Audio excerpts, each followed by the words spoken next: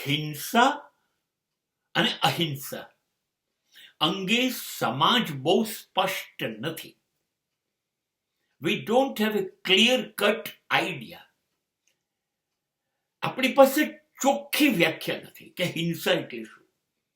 આપણા મગજમાં છે કોઈને શારીરિક ઈજા પહોંચાડવી, કોઈને મારી નાખવા એટલે હિંસા. કરેક્ટ? આ ખ્યાલ છે? હા.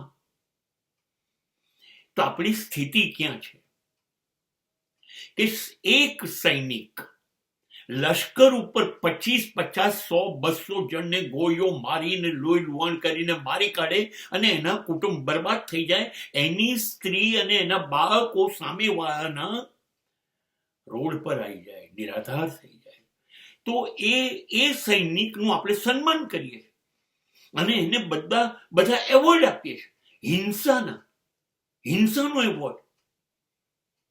અને કોઈ માણસે ઉશ્કેરાટમાં આવી જઈને પોતાની નબળી સ્થિતિની અંદર ક્યારેક સમાજની અંદર રહીને કોઈને મારી નાખ્યા તો આપણે એને ફાંસી આપીએ છીએ. હિંસા તો બંનેમાં થઈ છે, બંનેમાં જાનહાનિ થઈ છે, બંનેમાં બધી બાજુના કુટુંબોને નુકસાન થયું જ છે, તો પણ એકને ફાંસી અને એકને આપણે સન્માન આપીએ છીએ.